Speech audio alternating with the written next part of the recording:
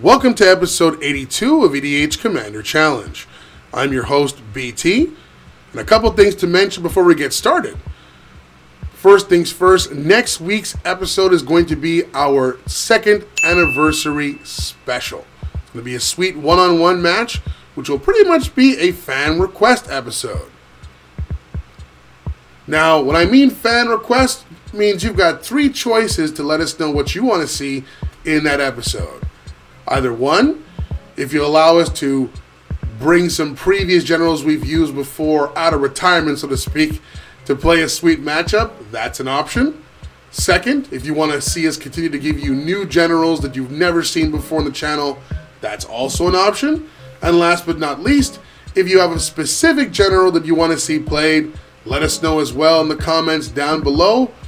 And if your deck gets picked, we'll make sure to give you a shout out right before the match begins. So once again, let us know in the comments down below what exactly you want to see. It's fan request for next week's 2-year anniversary special. Moving on, last week's episode saw the mad scientist absolutely decimate Jimmy. And to this point, he's pretty much fallen in love with mono black and discard effects. You could say he's succumbed to the dark side. So in order to face him again, Mr. Gemi has decided to switch tempos entirely. So watch out now, it's not Rakdos this week for Jimbo. This week, he's going with Temur Dragons. Now let's see those opening hands. First we have the mad scientist playing his mono black The Haunt of Hightower deck, and keeps an opening hand with 4 Swamps, Blighted Fen, Duress, and Thran Temporal Gateway.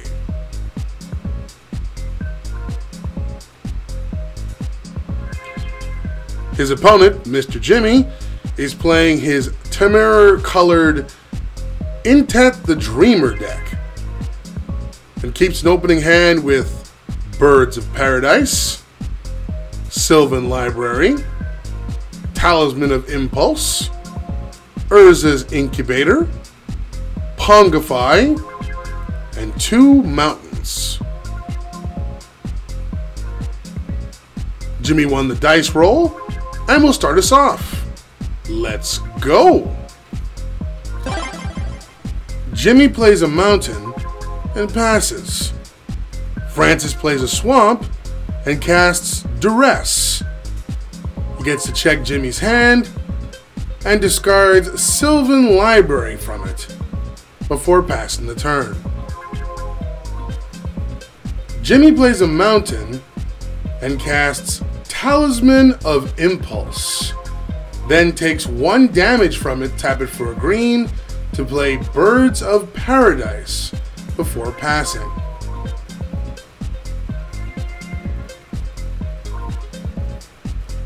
Francis plays a swamp and passes.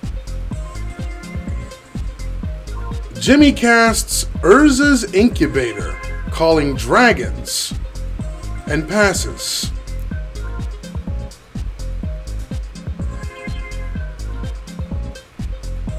Francis plays a swamp and casts Demonic Tutor to tutor a card from his deck to his hand before passing the turn.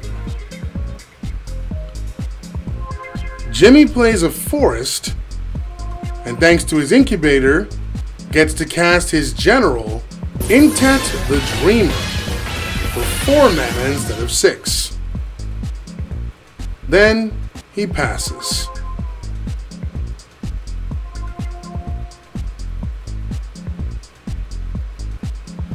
Francis plays a swamp and casts Thran Temporal Gateway and passes. Jimmy casts Chaos Warp on the Gateway, worried about what the mad scientist may have in terms of tricks up his sleeve. The card is shuffled back into his deck, and then after revealing the top card, it's a Swamp, which, at the very least, Francis gets to put immediately into play. Then Jimmy moves into combat and attacks with his Intet, getting in for 6 damage. Then he passes.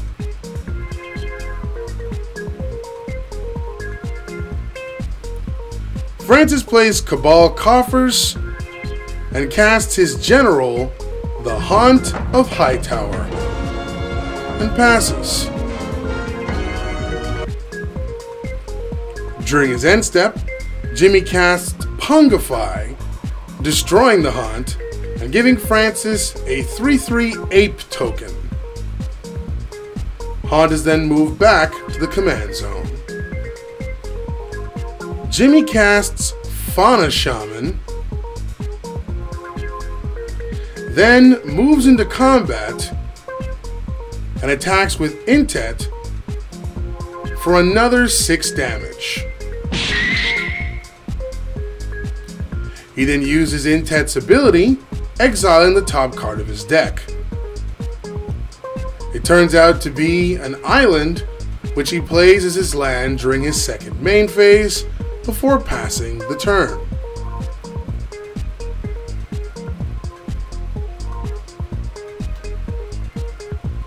Francis plays a swamp and then casts Thran Temporal Gateway, which he just got back. He then uses its effect immediately to play Gilded Lotus. Then he casts Dream Stealer and passes the turn. Jimmy discards Burnish Heart to his Fauna Shaman, and as a result adds Scourge of Valkus from his deck to his hand. He then casts said Scourge of Valkus and uses its trigger to shoot Dream Stealer for 2 damage, killing it in the process.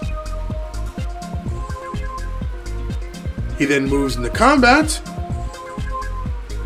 and attacks with Intet for another 6 damage. Then he passes.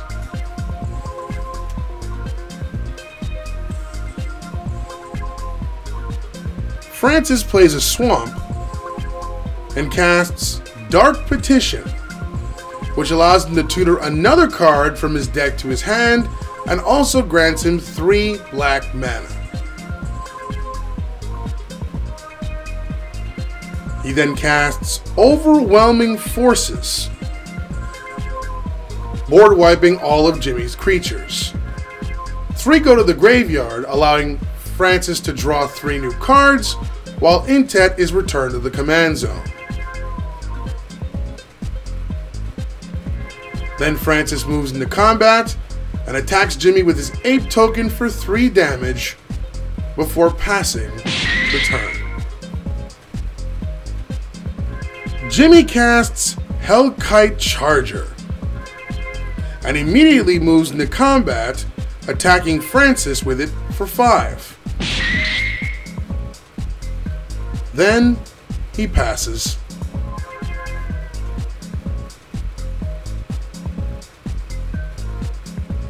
For Francis's turn, he plays a Blighted Fen and recasts his general, Haunt of Hightower. He then sacrifices his Blighted Fen, forcing Jimmy to sacrifice his Charger, which in turn also places a +1/+1 counter on the Haunt. Then Francis moves into combat and attacks Jimmy again for 3 with his Ape token. Then he passes the turn. Jimmy casts Eternal Witness, taking 1 damage from his talisman for a green mana. He uses its effect to add Pungify from his graveyard to his hand, which he then uses immediately on Haunt of Hightower. This grants Francis another Ape token and sends Haunt back to the command zone. Then, Jimmy passes the turn.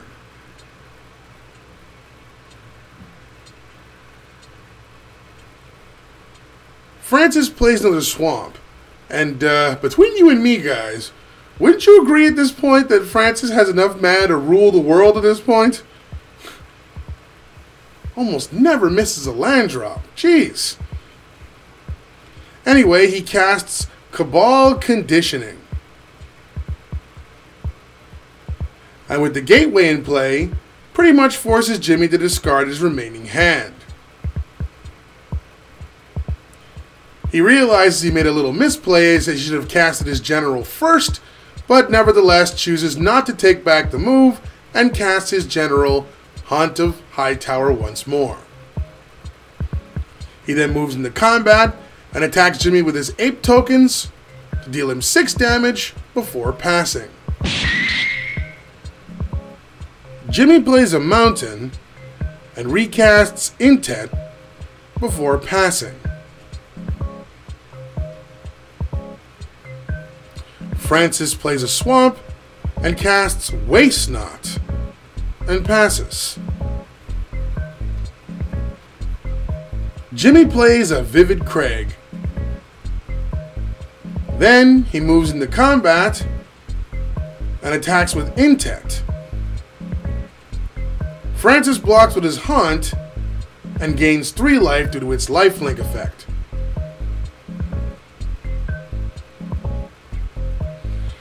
Haunt moves back to the command zone, and then Jimmy passes.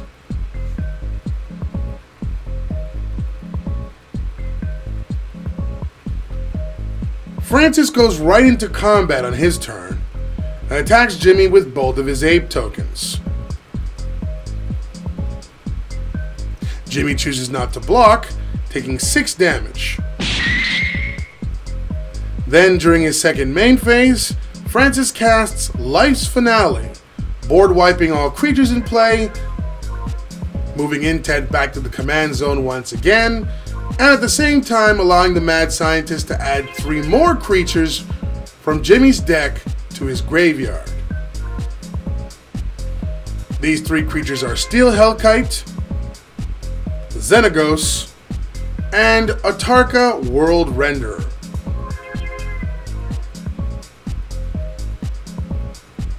Francis then recasts his general, the Haunt of Hightower, once again, before passing. Jimmy draws for his turn and simply passes. Ouch.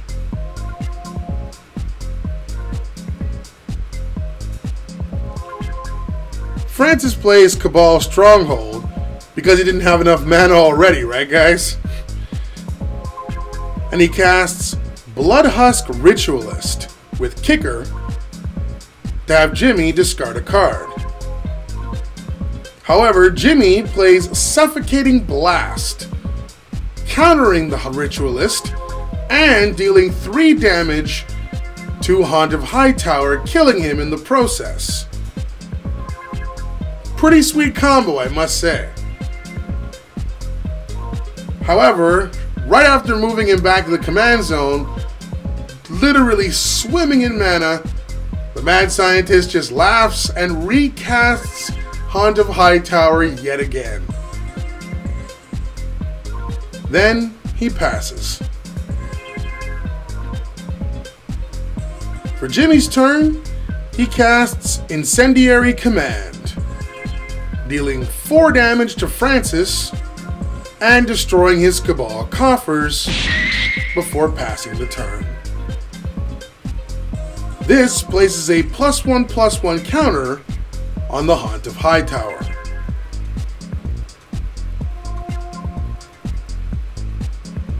For Francis' turn, he plays a swamp and moves into combat, attacking Jimmy with his general for 4 damage while gaining 4 life thanks to his lifelink. Then he passes. Jimmy plays a forest and recasts Intet the Dreamer once more before passing.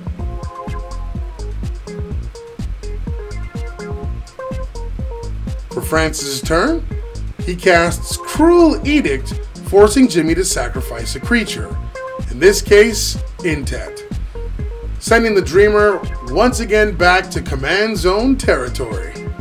Francis then moves into combat and attacks Gemi with his Haunt for 4 damage, gaining 4 more life once again before he passes the turn. Gemi casts Draconic Disciple and passes.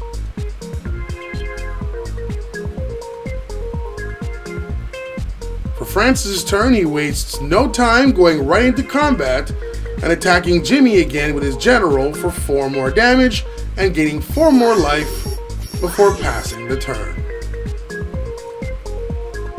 Gemi plays a Verdant Catacombs and pays 1 life to sacrifice it and searches out Taiga, which goes into play. This in turn places a +1/+1 counter on Haunt of Hightower. Then he recasts his General Intet the Dreamer once more and passes.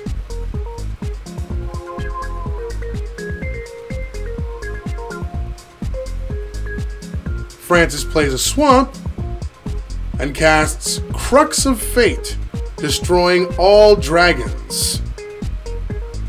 This once again sends Intet right back to the command zone.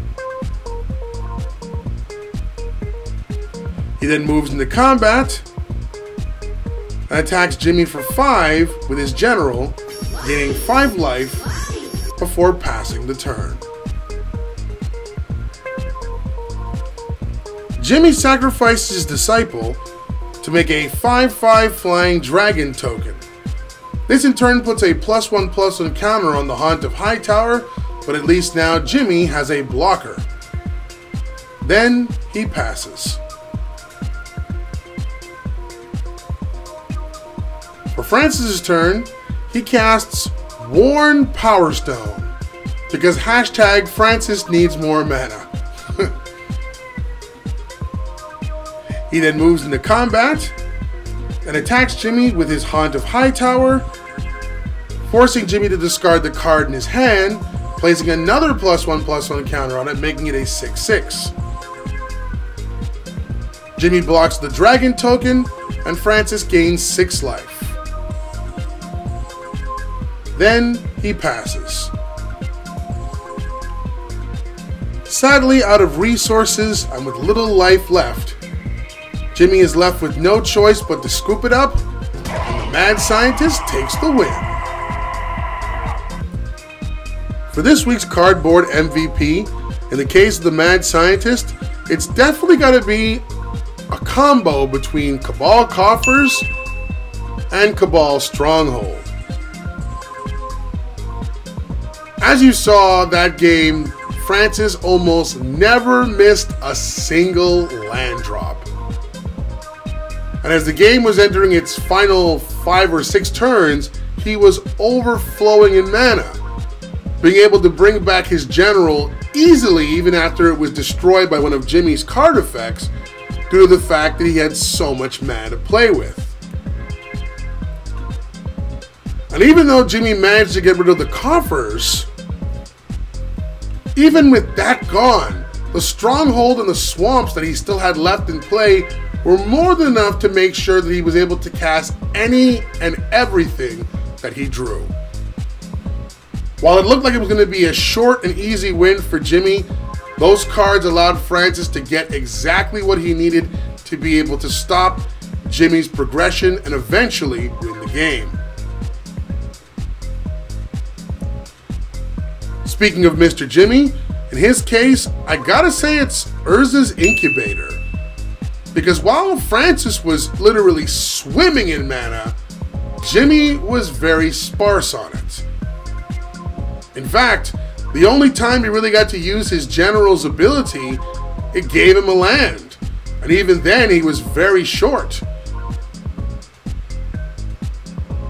But the Urza's Incubator allowed him to bring in all of the dragons he wanted to play, including his General on several occasions, and even the Scourge of Valkus, which gave him a little bit of control later on. Do you agree with our picks? Let us know in the comments down below. As always, guys, thank you so much for your support. We're just over 30 subs away from our goal of 1K. Thank you all so much. Thanks for watching, guys. Hope you enjoyed this week's episode. If you're a fan of EDH gameplay and you like whether it be 1v1 or multiplayer and you want to be part of the ever-growing Command Your Challenge family, just make sure you smash the subscribe button and notification bell down below. We do weekly videos. Don't forget as well to like, comment, share our videos, but most importantly, enjoy them. On behalf of all of our members here, I'm your host, BT. Feel free to check out all of the videos in the channel. Join our game. It's now your turn. Cheers!